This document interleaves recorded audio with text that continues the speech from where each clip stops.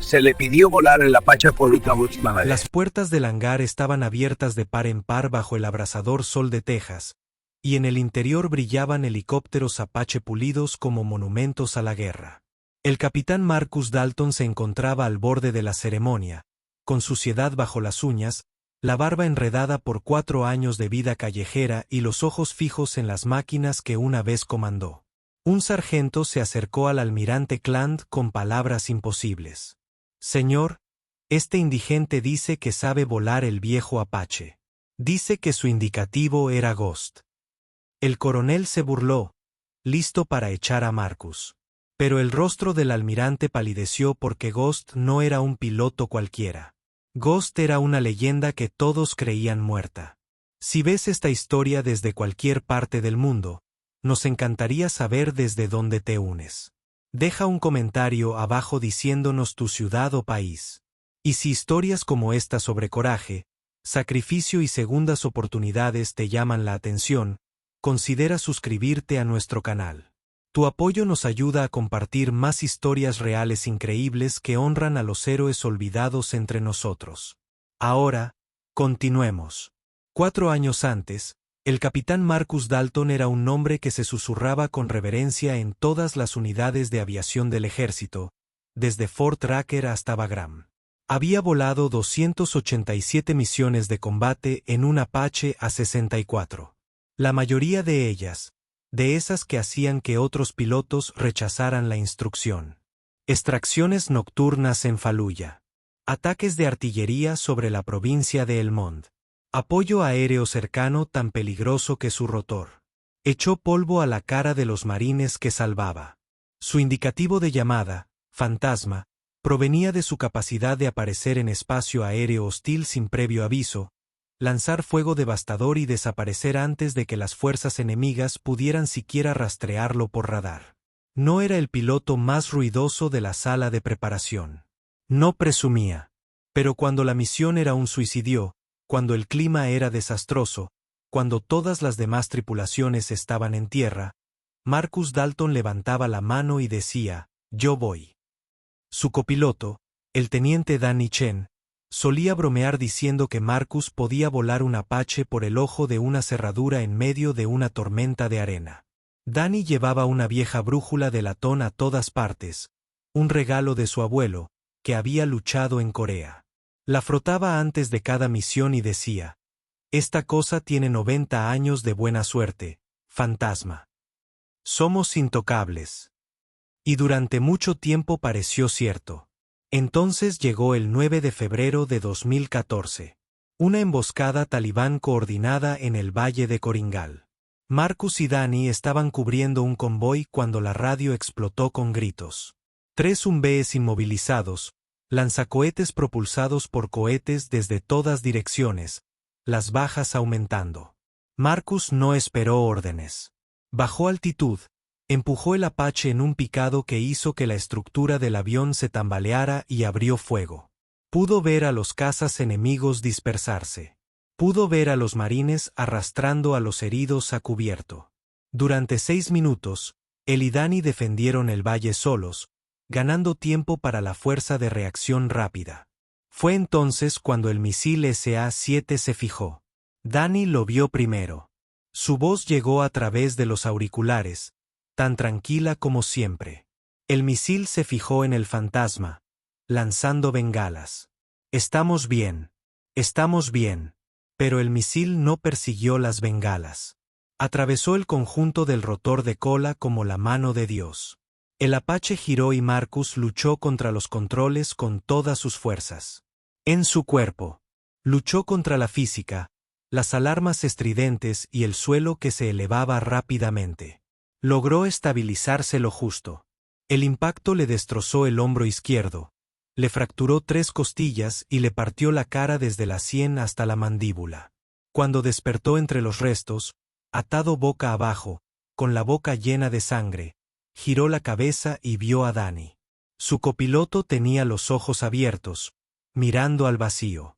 La brújula de latón aún aferrada a su mano. Marcus sobrevivió. Danny no. Tampoco los dos jefes de tripulación que habían estado en el Black Hawk de apoyo que intentó rescatarlos y fue derribado 30 segundos después. 4 hombres muertos. Marcus se retiró con una medalla y un discurso sobre el valor. Pero cada noche, al cerrar los ojos, volvía a la cabina escuchando las últimas palabras de Danny. Estamos bien. Estamos bien. La Oficina de Asuntos de Veteranos le dio citas que llevaron a más citas. El diagnóstico de TEPT vino acompañado de pastillas que lo hicieron sentir como un fantasma en su propia piel. Su esposa, Ellen, lo intentó. Dios, lo intentó. Pero Marcus no podía contarle lo que fue lavar la sangre de Danny, Unk, y de su traje de vuelo. No podía explicar por qué se despertaba abalanzándose sobre las sombras. No encontraba palabras para la culpa que vivía en su pecho como un tumor. Ella se fue después de 18 meses. Tomó sus ahorros para cubrir el divorcio. Marcus no luchó. Las facturas médicas se acumularon. La pensión se retrasó, luego fue impugnada, luego se perdió en la burocracia. Marcus llamaba al Departamento de Asuntos de Veteranos cada semana. Lo transferían al buzón de voz. Dejaba mensajes que nadie contestaba. Vendió la casa para pagar un tratamiento que el Departamento de Asuntos de Veteranos no cubría. Se mudó a un motel, luego a un alquiler semanal, luego a su camioneta, y finalmente, cuando la camioneta fue embargada, caminó hasta el puente de la Enero de 35 a las afueras de Keene, Texas, se sentó en la tierra debajo y se dio cuenta de que no tenía dónde caer. Durante 4 años, ese puente fue su hogar. Marcus guardó 3 cosas en una mochila verde descolorida. Una foto de su tripulación, todos muertos ya, con los rostros arrugados por haber sido doblados y desdoblados 1000 veces. Un manual de vuelo para el Apache, con las páginas manchadas y rotas. Pero lo leía cada noche con una linterna como si fuera una escritura, y la brújula de Danny, Unk, y envuelta en una bolsa de plástico, con el latón aún brillante.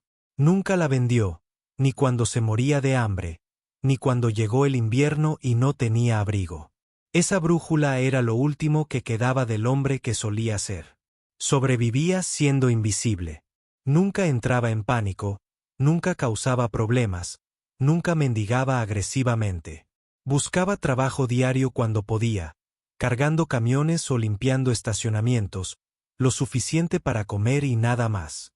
Por la noche, miraba las estrellas y pensaba en volar, en cómo se veía el mundo a 900 metros, en la claridad de la cabina donde todo tenía sentido.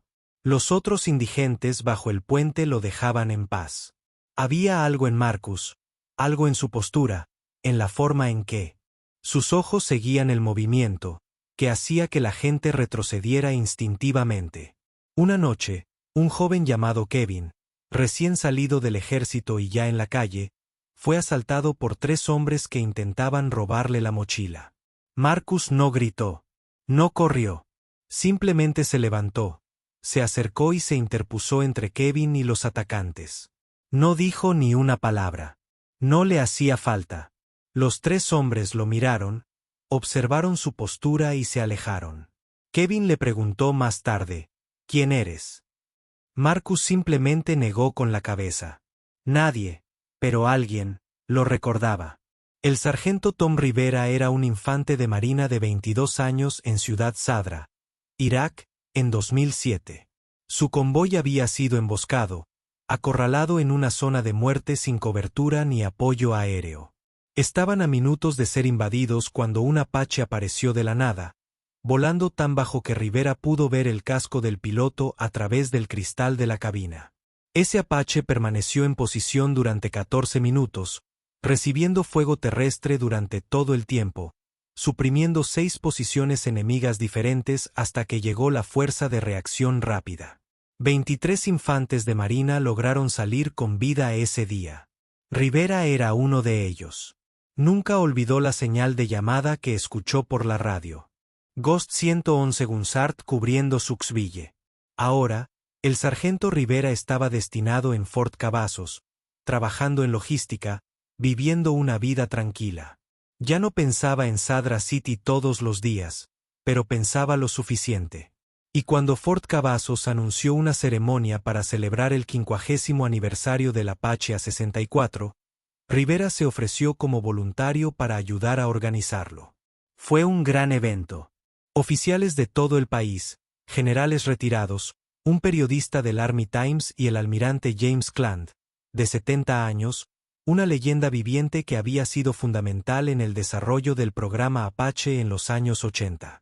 La pieza central de la ceremonia fue un Apache de 1984 completamente restaurado, el primer modelo de producción rescatado de un museo y puesto de nuevo en condiciones de volar. Se había elegido a un piloto para realizar una demostración al final de la ceremonia, un vuelo simbólico de 12 minutos sobre la base.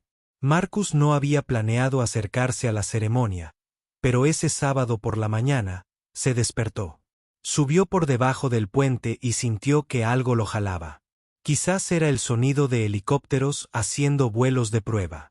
Quizás era la fecha, 9 de febrero, exactamente 10 años desde la muerte de Danny.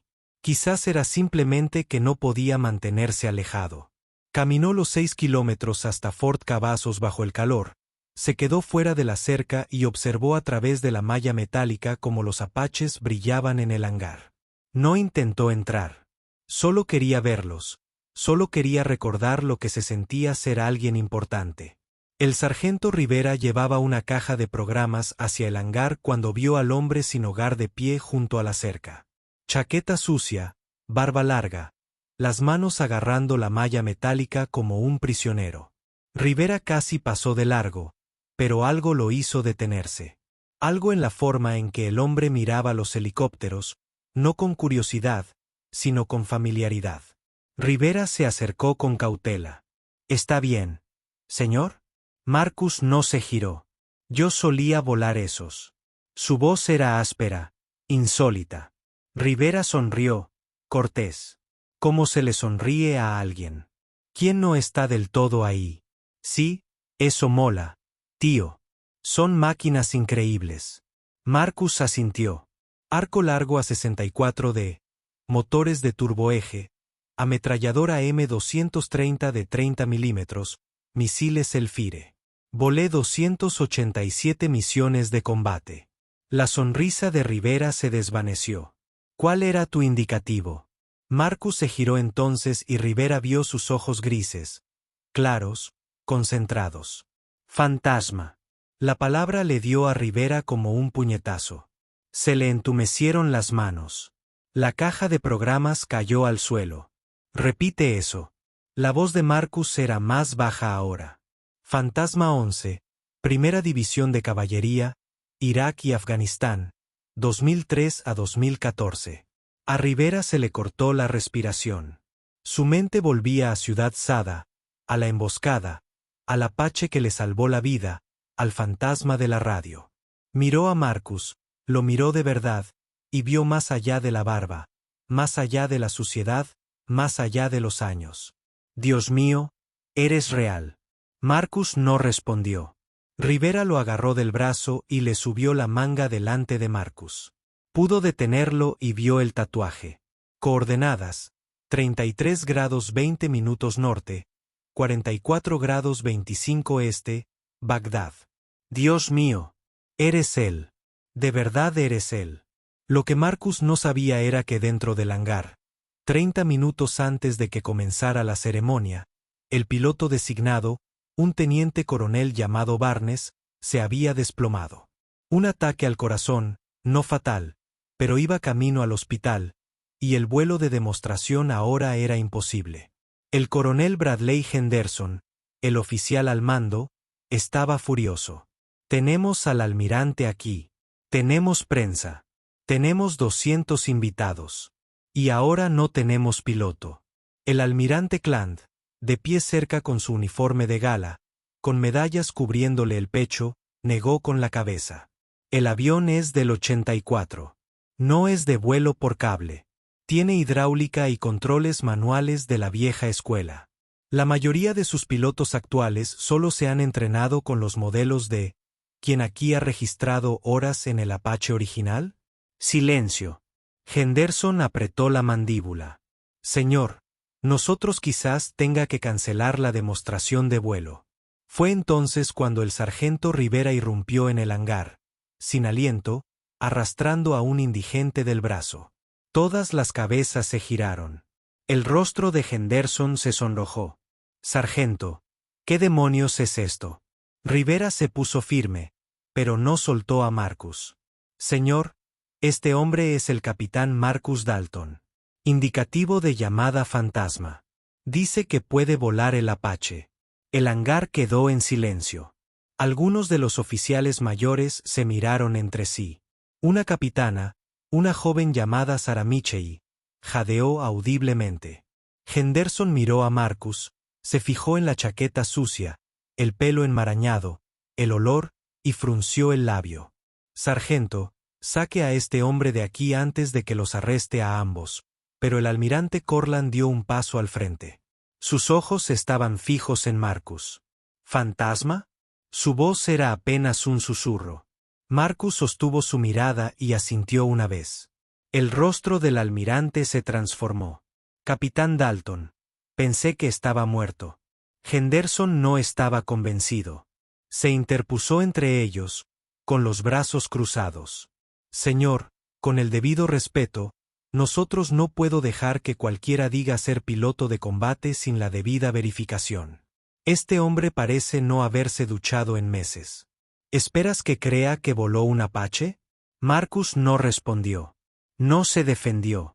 Simplemente se quedó allí, con los hombros erguidos a pesar del cansancio y la mirada al frente. La capitana Sarah Michei se acercó con voz temblorosa. «El coronel Ghost no es un piloto cualquiera. Está en los libros de texto. Es de la extracción de la ciudad de Sardra. Es de la posición del Valle de Corenal. Estudié sus tácticas en la escuela de vuelo». Henderson se burló. «Si era tan buen piloto, ¿por qué vive debajo de un puente? Los verdaderos héroes no terminan así. Es un caso de valor robado buscando atención». La voz del almirante Cortland atravesó el hangar como una cuchilla. «Coronel Henderson, ya basta». Pero Henderson no pudo contenerse. «Tenemos protocolos por una razón, almirante. No podemos arriesgar nuestro equipo y reputación con un vagabundo. Esto es una pérdida de tiempo».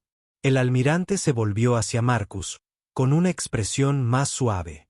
«Capitán Dalton, necesito preguntarte algo. ¿Sabes volar el Apache de 1984?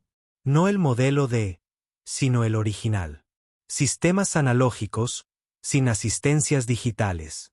Marcus tenía la garganta seca. Hacía años que no hablaba tanto. «Sí, señor». Henderson rió con amargura. «Ah, dice que sí. Bueno, esa es toda la evidencia que necesito. Vamos a darle las llaves». El almirante lo ignoró.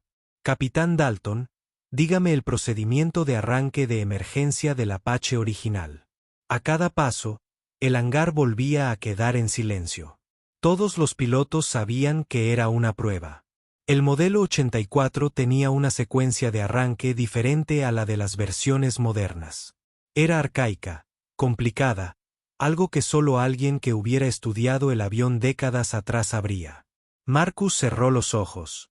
Por un instante, volvió a la escuela de vuelo, con 25 años. Danny Chen sentado a su lado, ambos exhaustos por una jornada de 16 horas. Abrió los ojos y empezó a hablar. Encender la batería. Comprobar la cantidad de combustible. Interruptor de la APU para arrancar. Esperar a que las RPM se estabilicen al 60%. Monitor. Temperatura de los gases de escape. No exceda los 700 grados. Una vez que la APU esté en línea, encienda el interruptor maestro del motor 1. Acelere al ralentí al 20%. Observe la turbina N1. Girará lentamente. Debería alcanzar el 58% antes de la ignición. Botón de encendido. Manténgalo presionado durante 3 segundos. Oirá el clic del encendedor. Sienta el obturador de la estructura cuando comience la combustión. Monitoree la temperatura entre turbinas.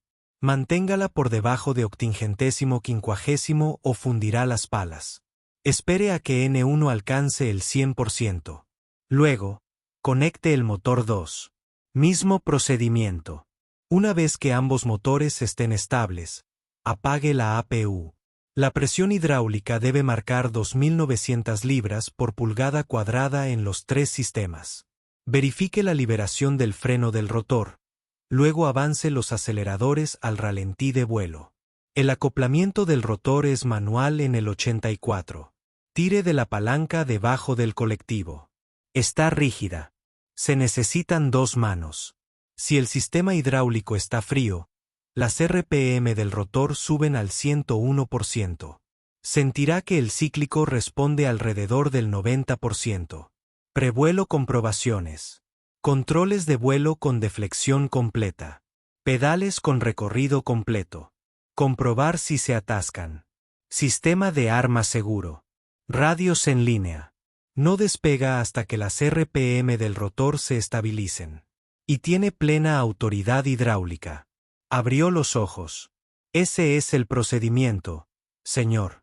El hangar estaba congelado. La capitana Michei tenía lágrimas corriendo por su rostro. Henderson tenía la boca abierta, sin emitir sonido alguno. El almirante Clant sonrió, una sonrisa profunda y genuina que arrugó su rostro curtido. ¿Cuál es su indicativo de llamada, capitán? La voz de Marcus era apenas audible. Fantasma, señor. El almirante se enderezó en posición de firmes y saludó. Capitán Marcus Dalton, pensé que lo habíamos perdido. La reacción fue instantánea.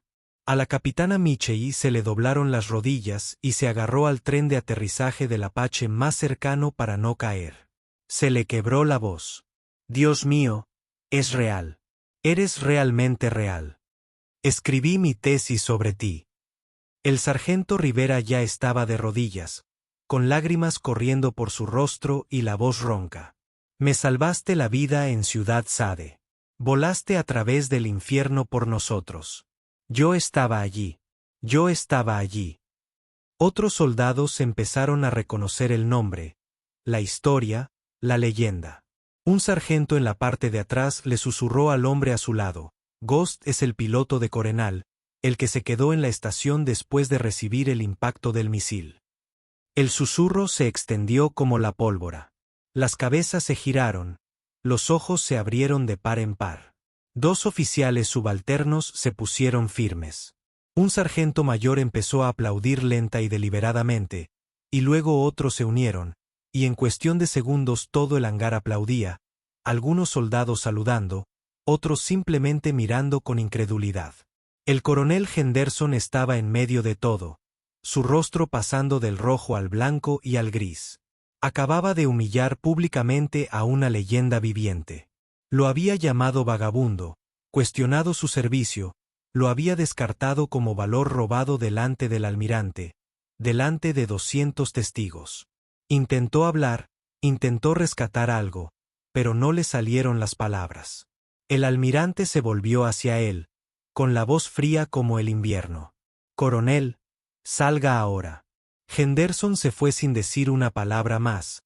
Su carrera se desmoronaba con cada paso. El almirante se volvió hacia Marcus. Capitán Dalton, necesitamos un piloto. Nuestro piloto de demostración está en el hospital. Ese Apache debe volar en 20 minutos. ¿Lo hará? Marcus miró el helicóptero, el viejo modelo 84, la máquina en la que se había entrenado hacía toda una vida. Le temblaban las manos. Señor, no he volado en 10 años. Ya no tengo la habilitación. Ni siquiera estoy seguro de recordar cómo. El almirante le puso una mano en el hombro. Hijo, acaba de recitar un procedimiento de arranque. La mayoría de estos pilotos en activo no podrían recordarlo ni aunque sus vidas dependieran de ello. Y lo hizo de memoria. Sigue siendo piloto. Siempre será piloto.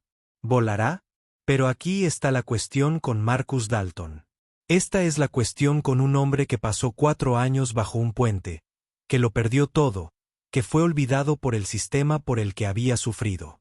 Se había convencido a sí mismo de que no era nadie. Se había convencido a sí mismo de que Ghost estaba muerto, de que el hombre que había volado. Esas misiones habían terminado.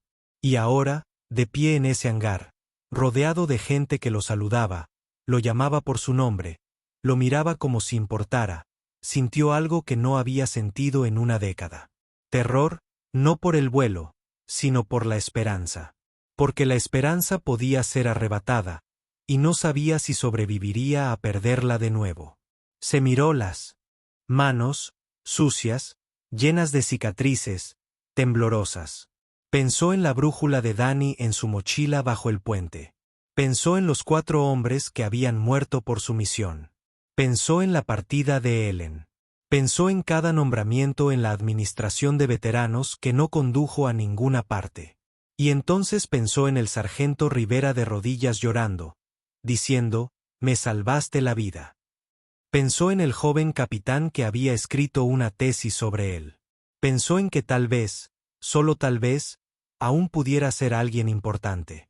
Su voz era un poco ronca cuando finalmente habló. «Necesitaré un traje de vuelo». El almirante sonrió. «Te conseguiremos uno». 20 minutos después, Marcus Dalton se paró frente al Apache restaurado de 1984, con un traje de vuelo prestado que le quedaba grande de hombros y ajustado de cintura. Su barba aún era larga.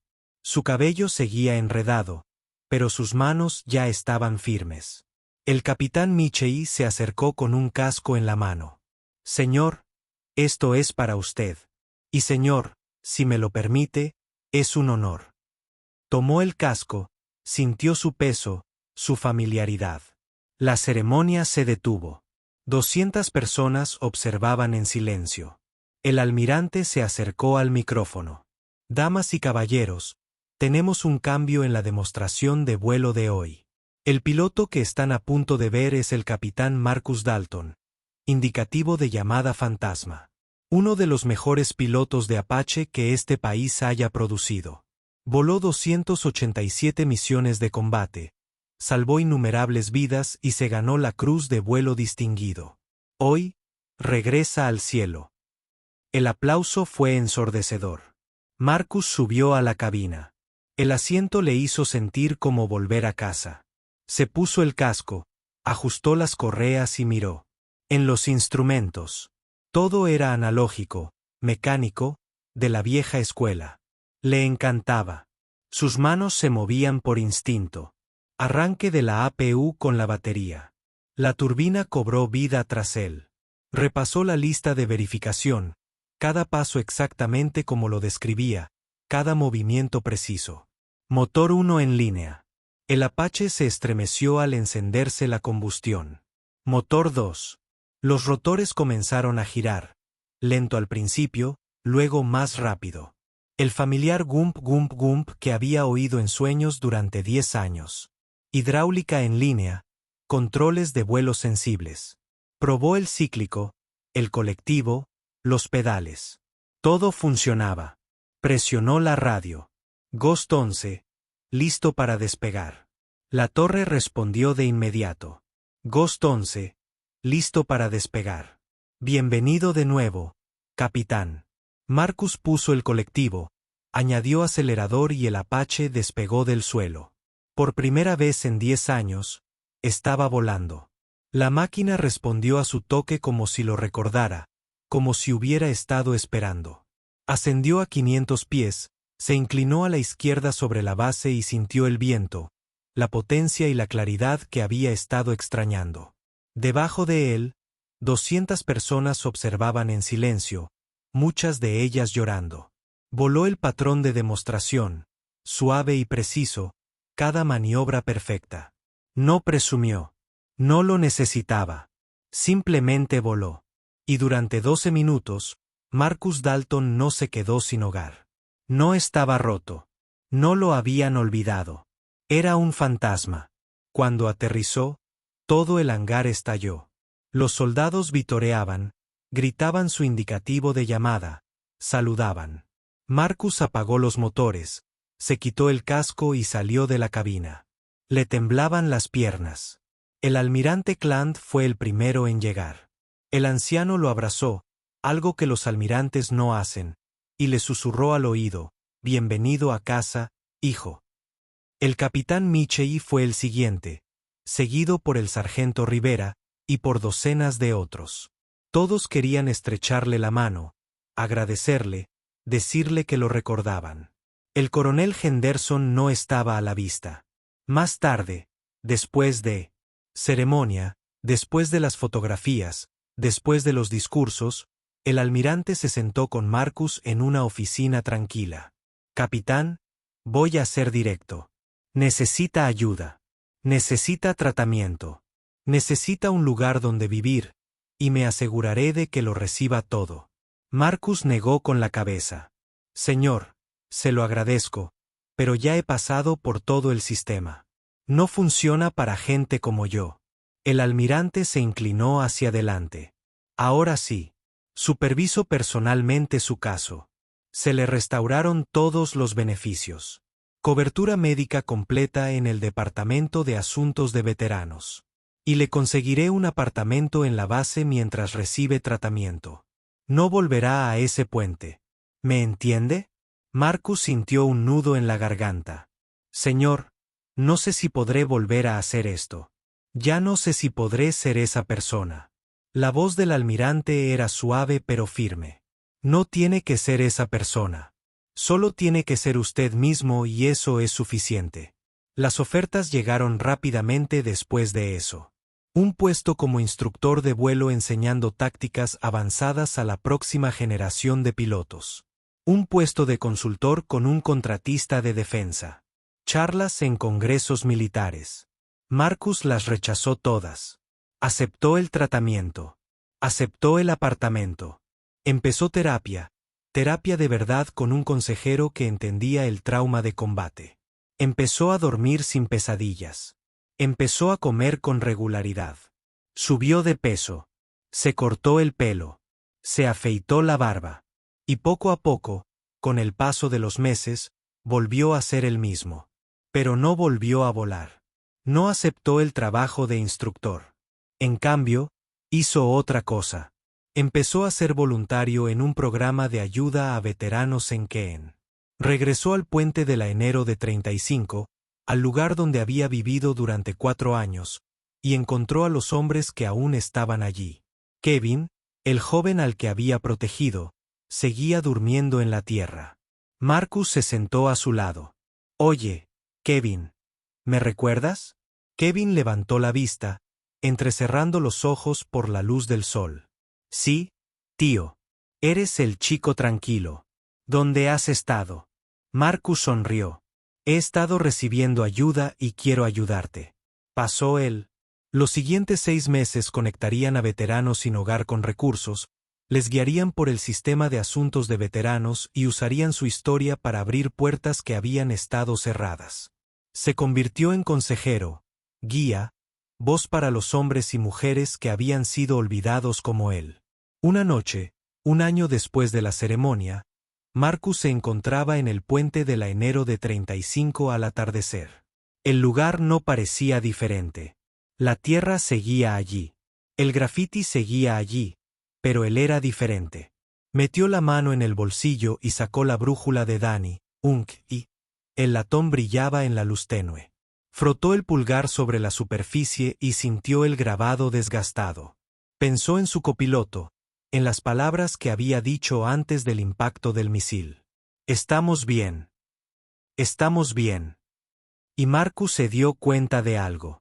No eran perfectos, no estaban arreglados, pero estaban bien. Le susurró al viento: «Estamos bien, Danny.